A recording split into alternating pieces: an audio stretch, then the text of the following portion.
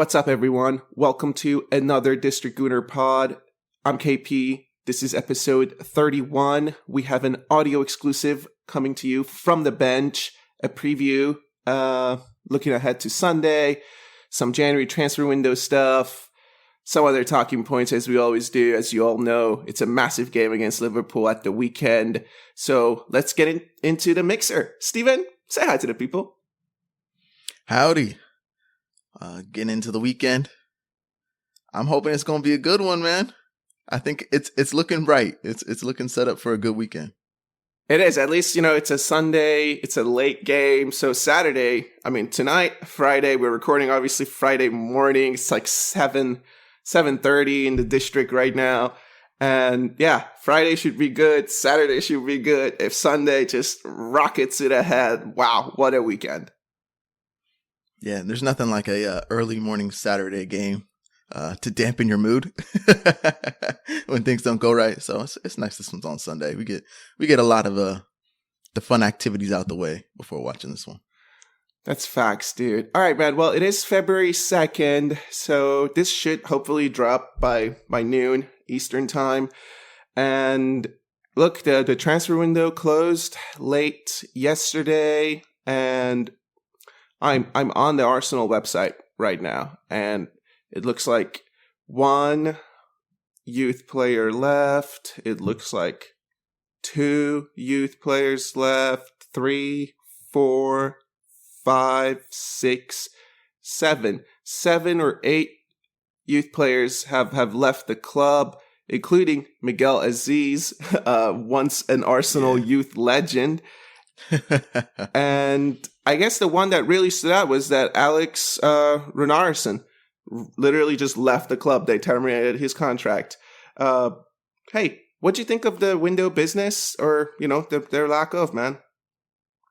It was quiet. A lot of crickets out there were chirping. It's been quiet all around the league. I really think with FFP cracking down, people are being very conservative, really paying attention to their financials. So it's been a quiet window. I want to say Timo Werner's probably the biggest move in the Prem in January. I think that's probably the best shout that I can name. Real quiet window. Yeah, 100%, dude. Around the league, for sure. I think that's maybe one of the things that makes it an easier pill to swallow, just seeing that no one's really doing any business. And it also makes sense. Economically speaking, we're just not in the best shape either, like the world. So I'm not too shocked by it. But, it's good that it looks like at least we cleared up some of the checkbook, right? Even if it's a little bit of getting some youth out of the club, maybe doubling down on some of the other up-and-coming players that we have. But also, hey, ruthlessness is still there, right? See you later, Alex. One of the weirdest signings of the Mikel Arteta era. Yeah, they definitely regret that one. Comes to the club, never had a good showing immediately, right? I think he immediately played a game and we're like, didn't ever see him again. He's been on loan and now they're terminating. Hope the best to him. But Matt Runderson, one of the worst transfer signings probably of the Arteta era. Oh, you said Matt Runderson, which is actually kind of a fun little twist because you're saying Matty Turner and Alex, like the goalkeeper. Oh yeah, did I mix them up? Yeah, but that was pretty good, dude. My bad. Matt Turner was better than Alex Runderson, but also as we've seen, Matt Turner has his own troubles. Yeah, the goalkeeping recruitment has been I don't know. It's been interesting. So anyways, one thing that didn't happen that maybe some people really wanted to happen. I don't know. He's still out there. He might get a medal at the end of the season. Cedric Soares stays to see his contract out, dude. Good for him. I will say I think he loves Arsenal. I think he really does. He enjoys the club, what it stands for, all that stuff.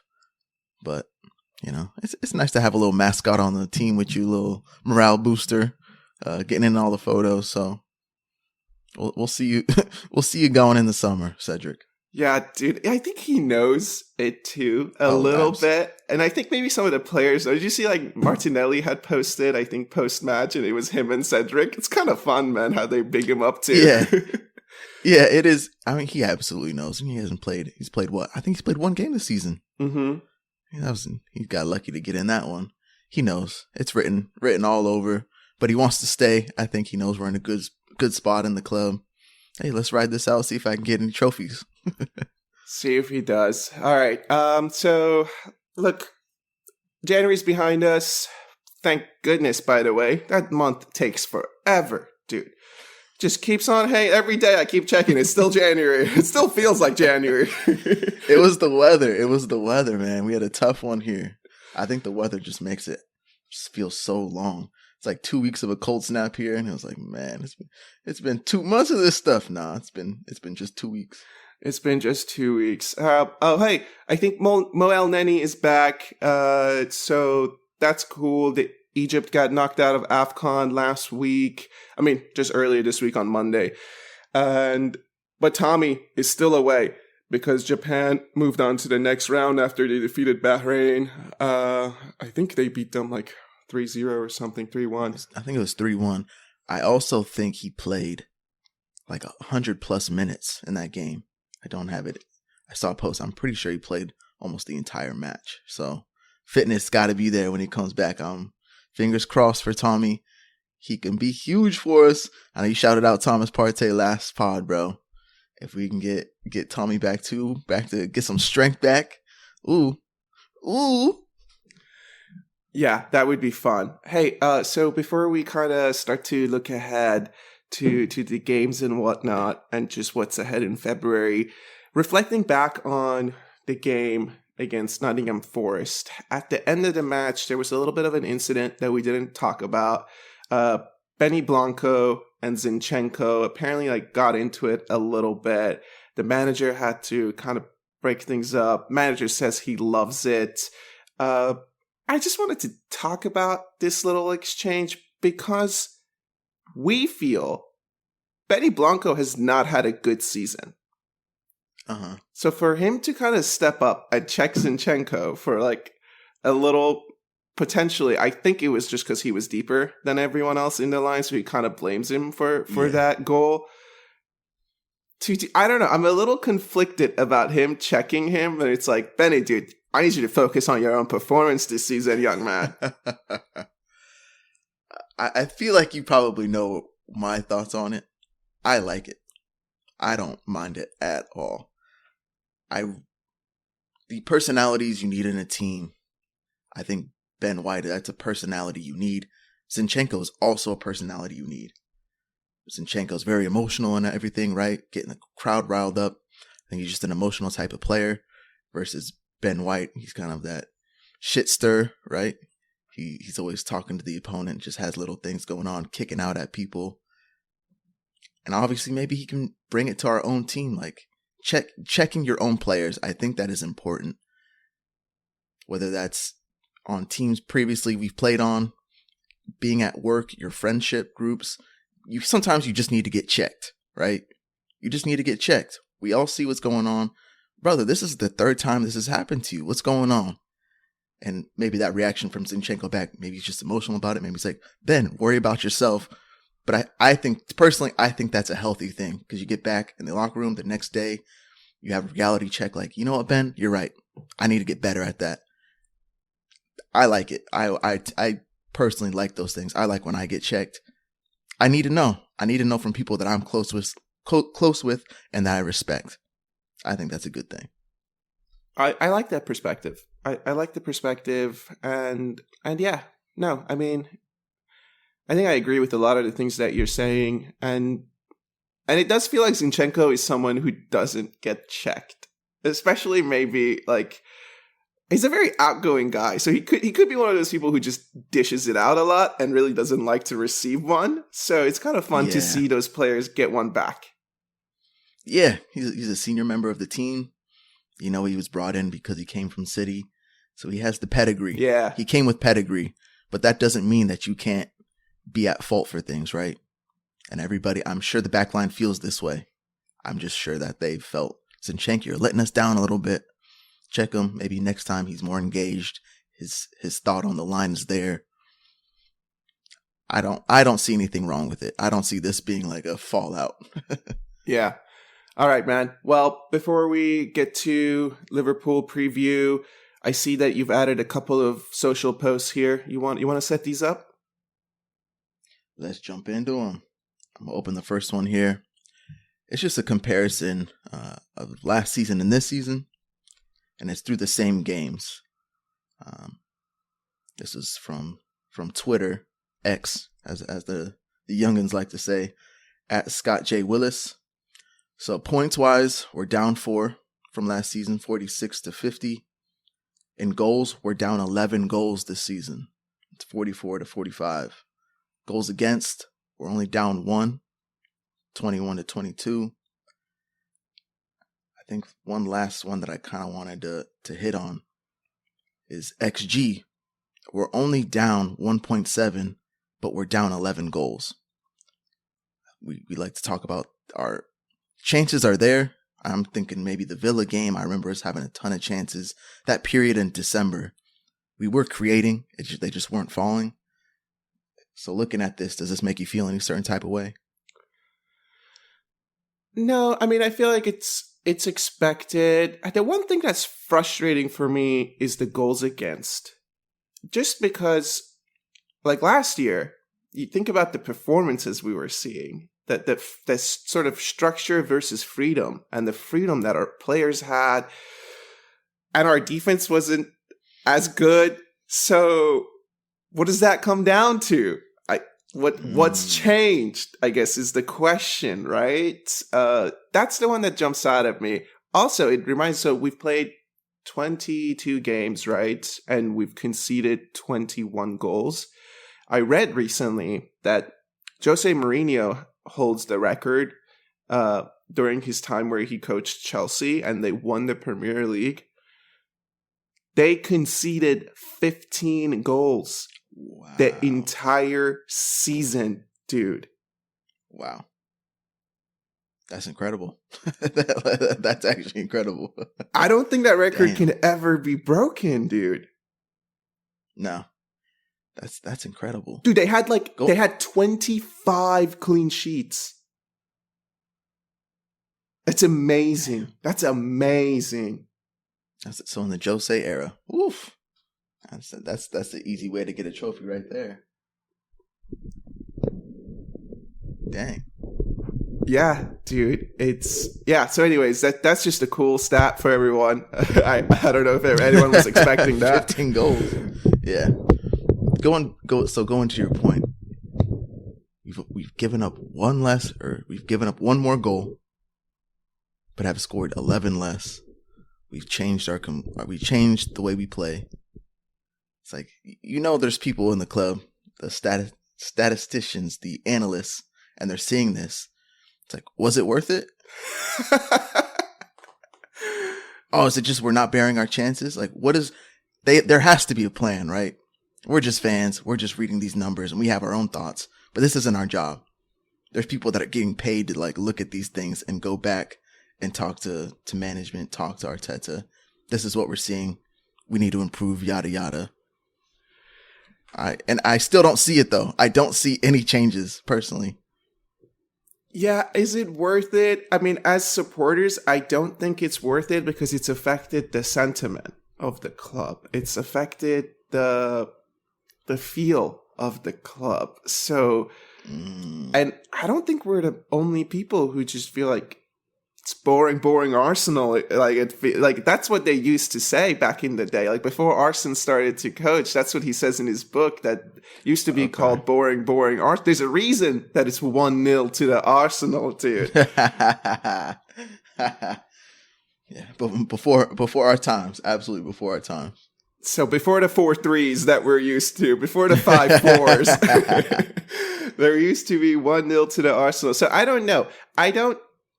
Look, I guess the only thing that I would say, yes, it was worth it, is if we see a trophy at the end of it all, right? That's the only measure for success where you make some of these drastic changes. Anyways, that's how I feel about it. But it's interesting to see the comparisons, and hey, there's still a lot of games left. Yeah, only 4 points down. Not bad. Let's jump into the next one here. This one came from Reddit, Peak District Hill. And it's actually a women American player, Lindsay Horan. And she says, this is a quote, "American soccer fans, most of them aren't smart. They don't know the game. They don't understand. Give it to me." I guess she told this to The Athletic, and I think it's funny. One of the comments says, "Has she not seen the Ted Lasso documentary?" That's pretty good. I would just maybe challenge that a little bit and simply say, I don't know. I mean, this is one of the only podcasts that has mentioned the talent that is Emily Fox. And if you haven't seen the news lately, Emily Fox was just nominated to be potentially Women's Super League Player of the Month. So instant impact from Emily. Overall, it's kind of a far-reach statement, and it's hard to generalize all Americans like that. But hey, maybe some of our listeners can keep us honest. You can write in, you can write into the show. Just email us, districtgooner@gmail.com. And tell us. You don't have to rate or review the show. Tell us your honest opinion and let us know what you think. Are we not smart? Do we not understand the game? You're not. Most of our listeners aren't even in America, so they can really keep us honest. Fair enough. One thing that I think a common American fan, I would agree with her.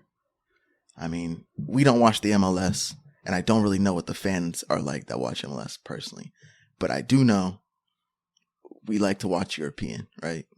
We like to watch the Prem. We like to watch any international tournaments. That's always been kind of our thing.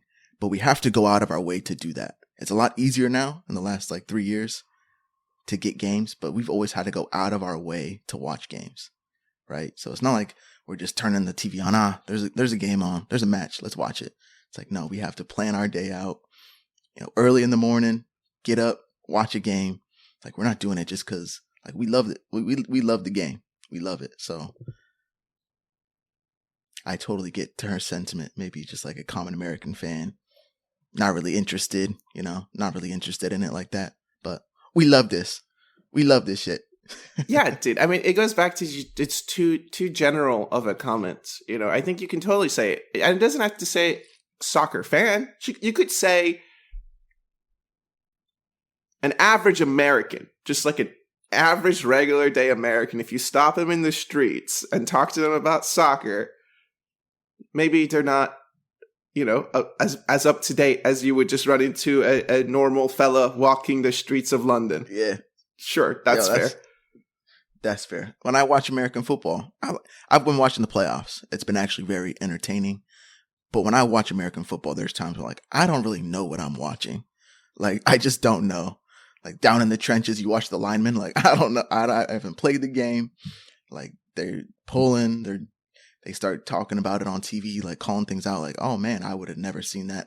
I'm just watching the quarterback throw it to the receiver, and I'm hoping for something spectacular happens. But there's so much intricacies that happen within it. So I totally get. I'm just a casual American football fan. But I'd say we're more in-depth soccer fans because we love it. Absolutely. That was it. Just interesting. Yeah, it was interesting, and I guess I don't know. We have to read the full article to understand in what context she's talking about and what's even instigated this comment. Is there some family issues that we don't know about? I'm just speculating. I don't know. So, anyways, man, let's move on. Let's look ahead to the weekend. I think this is gonna be a shorter episode than we usually do. So maybe the last 10 minutes or so here.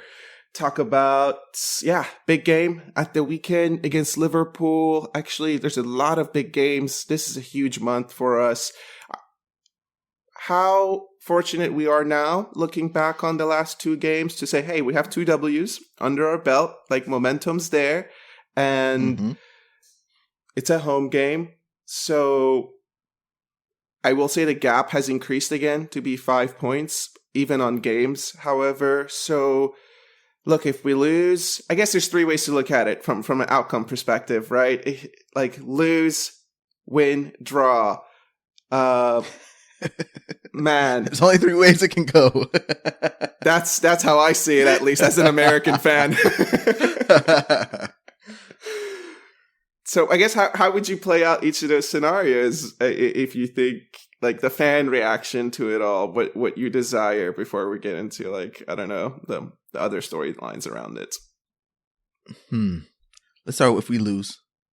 If we lose this game, I think your thought has to be Liverpool's a better team. That would be 3 losses to them this season. Lost once in their house, we drew in their house. We lost at home. So I guess so it'd be 1 loss, 1 draw, 2 losses. At that point, to me, they're a better team. Lost twice at home to them. That hurts. If we draw, I think we're still in it. 5-point gap. We have ground to make up. We're still in it. And if we win, I think we feel really good about ourselves. I think the momentum is on our side. We have the mo, as they call it. We're back in it. Closing the gap a little bit. 3 wins in a row. Yeah, I'd feel great if we win this game. Yeah, I think the way that you've played it out is fair. In February, look, we play Liverpool at home. It's an 11:30. It's a primetime game, dude. So we'll see. We'll see how we show up. The other games in February are not primetime games. Like we play West Ham after this. It's a 9 a.m. game. We play Burnley away. It's a 10 a.m. game. And then it's Champions League and Newcastle to wrap up the month. So in terms of winning to keep the mo, it's huge, right? Mm-hmm. If we lose and that gap becomes 8 points, I hear you. You might have to just throw your hands up and say, hey, they got the better of us this season. And now would almost feel like a 2-horse race until there's 10 games left and until there's maybe 8 games left. I think once you drop it back down to 5. But do you agree with that sentiment? Like if we lost to them twice at home and then drew away, do you feel like they're the better team? We had talked about this before. It's like, I want to beat City. Like if we're going to win the league, I want to beat them to show like we're on par with you, right? We deserve to win this. If you lose twice to a team at the end of the season that you're in the title race with, it's like, I don't feel great about it. I want to prove that we are the best. We are the champs. Yeah, that's true. And in the Premier League, we've only, it was a draw. No, yeah, I agree with your sentiment that if we lose, it's fair to say, yeah, it's totally fair to admit some of those things. And then it does leave it, but even if we were to somehow win it, it feels very far from reach with a loss.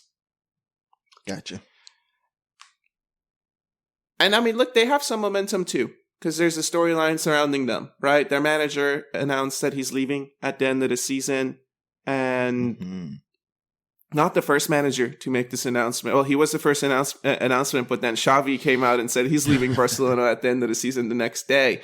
And literally like days before this, we were talking about hypothetically would Mikel get sacked. And I was just thinking, like what have we done, man? The Barcelona is really going to come knocking on the door for this guy. What have we done?